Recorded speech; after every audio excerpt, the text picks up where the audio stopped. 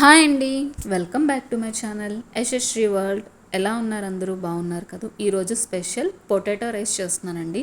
Lunch బాక్స్లోకి ఈజీగా అయిపోయే స్పెషల్ రెసిపీ పొటాటో రైస్ అండి. మా ఇష్యూకి చాలా ఇష్టం. ఈజీ మెథడ్ అండి, సింపుల్గా అయిపోతుంది.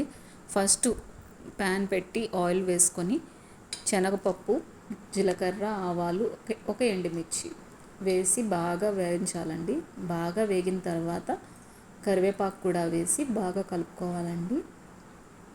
ఇలా వేగిన తర్వాత ఆనియన్, పచ్చిమిర్చి కూడా వేసుకోవాలి. వేసి కలుపుకోవాలండి. పూర్తిగా మగ్గక్కర్లేదు, కొంచెం ఫ్రై అయితే చాలు.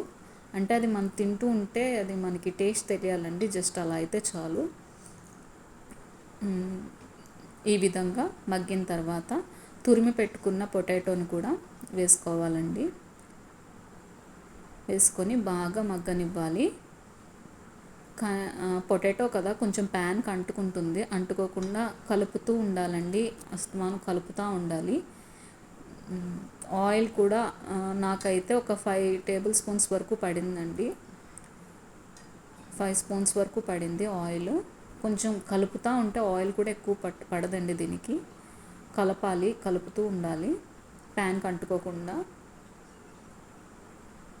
ఈ విధంగా ఇలా నేను చూపిస్తున్న విధంగా కలుపుకోవాలండి. మనకి పొటాటో కొంచెం మెత్తగా అయితే చాలు.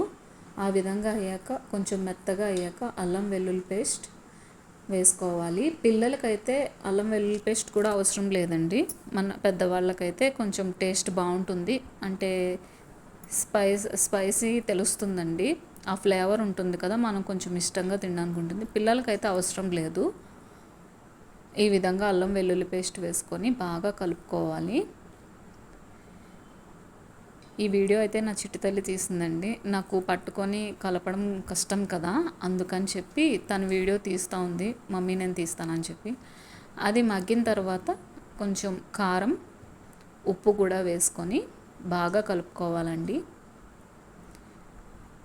ఇంకా పసుపు అక్కర్లేదు, ఎందుకంటే నాకు కారంలోనే పసుపు కూడా వేసి ధనియాలు, జీలకర్ర ఇవన్నీ వేసి ఆడించి పంపిస్తారండి అమ్మమ్మ వాళ్ళు. అందుకని నేను ఇంకా అవన్నీ వేయను. మనకి నచ్చితే, ఇష్టం ఉంటే మిరియాల పౌడరు, కారం వేసుకుంటే సరిపోతుంది. నేనైతే కారం, ఉప్పు వేసానండి. నాకు కారంలోనే అన్నీ ఉంటాయి కాబట్టి నేను ఇంకా వేయలేదు. ఇలా ఒక ముద్దగా అవుతుందండి. మనం వాటిని బంగాళదుంపని ఉడికిందా లేదా జస్ట్ ఇలా టచ్ చేసి చూస్తే తెలుస్తుంది మనకి. ఇప్పుడు చూపిస్తున్నా కదండి, ఇలా పట్టుకోగానే మెత్తగా అవుతుంది.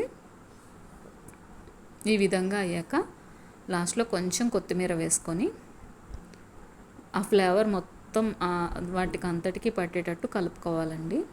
ఆ మిశ్రమానికి అంతా పట్టేటట్టు కలుపుకోవాలి. ఈ విధంగా కలుపుకున్నాక స్టవ్ సిమ్లో పెట్టుకొని, నేను రైస్ ఆరబెట్టుకున్నానండి. అంటే వేడి మీద వేస్తే ముద్దలా అవుతుందని చెప్పి ప్లేట్లో వేసుకొని చల్లారబెట్టుకున్నాను. నైట్ మిగిలిపోయిన అన్నం కూడా ఇలా మార్నింగ్ టిఫిన్లా కూడా చేసుకొని తినచ్చండి. బాగుంటుంది టేస్ట్ అయితే. పులిహోర ఎలా మనం లెమన్ రైస్ ఎలా చేసుకుంటాం, సేమ్ అలానే పొటాటో రైస్ కూడా చేసుకొని తినేయచ్చు. నేనైతే అలానే చేస్తానండి, వేస్ట్ చేయను రైస్ని. ఈ విధంగా మొత్తం కలిసేటట్టు కలుపుకోవాలి.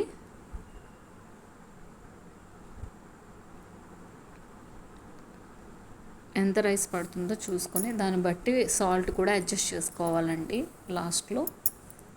ఈ విధంగా అయితే చేసుకోవాలి. రైస్ అయితే సూపర్గా ఉంటుందండి పొటాటో రైస్. మనకి ఆ ఫ్లేవర్ బాగా తెలుస్తుంది. ఈ వీడియో కనుక మీకు నచ్చినట్టయితే ప్లీజ్ లైక్ చేయండి, సబ్స్క్రైబ్ చేసుకోండి.